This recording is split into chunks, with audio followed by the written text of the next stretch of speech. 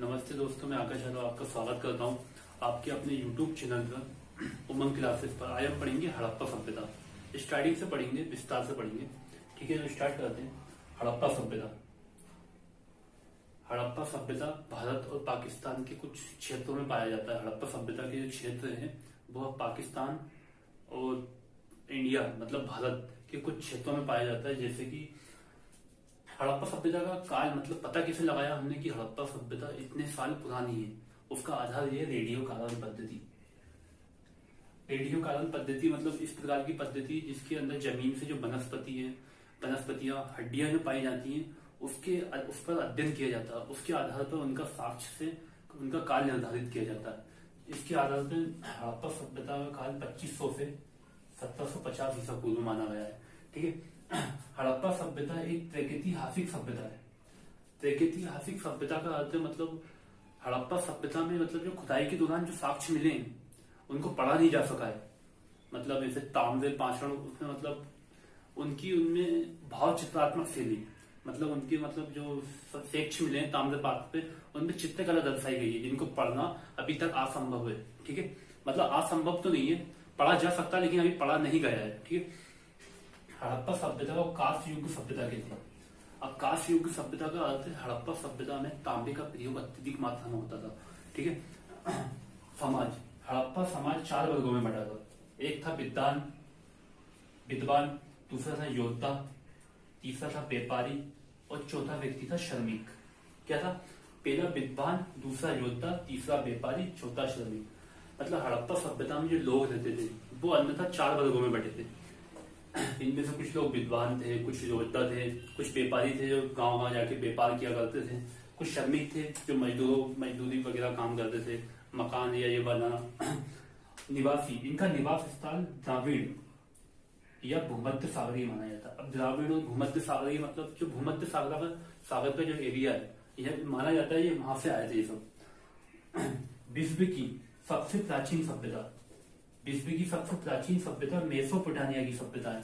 Mesopotamia की जो सभ्यता है वो मिस्र और अरब के बीच में ये सभ्यता पाई जाती है। मतलब मिस्र जो अभी आज देश है जिस स्थान पे वहां की सभ्यता है ये मेसोपोटामिया की। ठीक है, उत्पादन, मतलब हड़प्पा सभ्यता के लोग थे उन्होंने सर्वप्रथम उत्पादन किया था कपास का। मतलब होते ना कपास की खेती, मतलब कपास का उत्पादन इसीलिए कपास को भारत का जन्म स्थान माना जाता है। आपको मालूम है कपास को इसीलिए भारत का जन्म स्थान माना जाता है क्योंकि हड़प्पा सभ्यता ने कपास का प्रयोग सर्वप्रथम किया था। चांदी, मतलब चांदी के जो आभूषण है, चांदी के आभूषण जैसे मोहरे नहीं गले में पहनने वाले आभूषण है, चांदी के जो साक्ष्य हैं सर्वप्रथम हड़प्पा सभ्यता से ही मिले थे। लेकिन जो चांदी के जो साक्ष्य थे वो कहां से मिले थे? अपन राजस्थान, मतलब अभी भी देखा जाता है कि राजस्थान में चांदी की कुछ खाने हैं। इसी दौरान जो चांदी के जो साक्ष्य थे राजस्थान से मिले थे। पतन नगर, एक बात का विशेष रूप से ध्यान रखें, जैसे सिंधु घाटी सभ्यता है उसका सिर्फ एकमात्र पतन नगर था। पतन नगर किसे बोलते? बंदरगाह, मतलब जो सामान का आयात निर्यात करता है वो एकमात्र बंदरगाह था, वो था लोथल। क्या था? लोथल। लिपि, सिंधु घाटी सभ्यता की लिपि अज्ञात है। अगर क्वेश्चन में आपको पूछा जाता है सिंधु घाटी सभ्यता की लिपि क्या है तो उसमें 3-4 ऑप्शन आएंगे, लेकिन एक बात का विशेष रूप से ध्यान रखें, उसकी लिपि अज्ञात है, अभी तक ज्ञात नहीं की गई है। लेकिन वो अपने मतलब जो भाव, मतलब मन के जो विचार थे ना वो चित्रकला के माध्यम से दर्शाते थे। मतलब किसी भी चीज पे उनके मतलब जो गड़े रहते थे, मतलब पानी पीने के जैसे आते हैं ना मटके वगैरह, उन सब पे मतलब भाव चित्रात्मक लिपि, मतलब भाव व्यक्त करते थे। ठीक है, सेंदप समाज मध्य प्रधान प्रगति, मतलब उनमें माताओं का शासन माना गया है पिता के बदले। और ऐसा क्यों? ऐसे प्रमाण अपन ने कैसे लगाया इसका प्रमाण इस माध्यम से लगाया है कि हर स्थान पे माताओं के साक्ष्य अत्यधिक मात्रा में मिले इस दौरान। ग्रिड पद्धति, अभी ग्रिड पद्धति क्या है? ग्रिड पद्धति में ऐसा होता था कि मतलब ये मकान है तो इसमें जो मतलब इसके जो गेट है ना आगे की ओर खुलते हुए ना पीछे की ओर खुलते थे। गेट पद्धति के मतलब ये, मतलब गेट इसके पीछे की ओर खुलते थे। ठीक, लेकिन लोथल एकमात्र स्थान था उसके गेट आगे की ओर खुलते थे। अब ऐसा क्यों? ऐसा इसलिए कि लोथल बंदरगाह था, उसमें मतलब व्यापारी जो लोग थे वो मतलब वही अपना माल एक्सपोर्ट या मतलब निर्यात जो करते थे, इसलिए उसके गेट जो है लोथल के आगे की ओर खुलते थे। कृषि, हड़प्पा सभ्यता के जो लोग थे वहां कृषि के लिए गेहूं, जौ और सरसों तेल आदि आदि चीजों की खेतियां करते थे।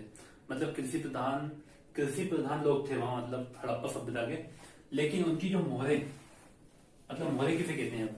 मोहरें वो होती हैं जो मतलब अपन अभी वर्तमान में देखा जाए तो जो लोग बड़े बड़े मतलब सिग्नेचर वगैरह होती है, जो सील लगाई जाती है ना, उनको पहले हम मोहरें कहते थे।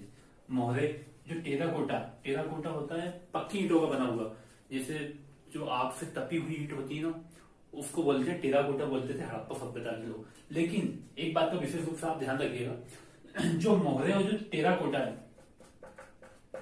मोहरे और टेराकोटा, इन दोनों पर एक सींग वाला गेंडा जो रहता है ना, उसके चित्र पाए गए हैं। मतलब मोहरे और टेराकोटा दोनों पे, ठीक है।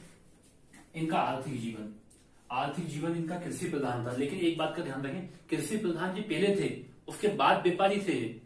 मतलब कृषि के बाद व्यापार किया करते थे, ठीक है, दोनों चीज का ध्यान रखना।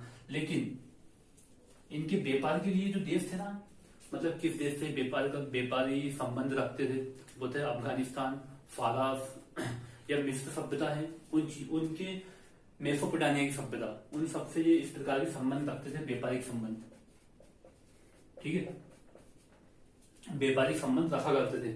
लेकिन मुख्य रूप से एक बात का आप विशेष रूप से ध्यान रखें, अगर आर्थिक जीवन की बात किया जाए तो जो बाजरा की खेती है, बाजरा की खेती मुख्य रूप से गुजरात में देखी पाई जाती थी।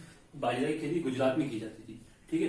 लोथल या गुजरात में, लोथल कहां पे? गुजरात में। लोथल गुजरात में ये बंदरगाह है। क्या है ये? बंदरगाह, ठीक है। मेसोपोटामिया में सिंधु घाटी सभ्यता को मालूम क्या कहा गया है? मेलुआ। ये क्वेश्चन पूछा गया है। मेलुआ मतलब मेसोपोटामिया के जो लोग थे, सिंधु घाटी सभ्यता को मेलुआ कहते थे। लेकिन जो बंदरगाह था लोथल का बंदरगाह व्यापार के लिए अत्यधिक मात्रा में प्रसिद्ध था। तो वहां पे मतलब क्या होता था, नाप तोल के लिए जो मतलब अपन सामान को तोलते हैं या नापते हैं, उनके चिन्ह पाए गए हैं। मतलब माप तोल की जो कारणी है वहां लोथल में पाई गई है।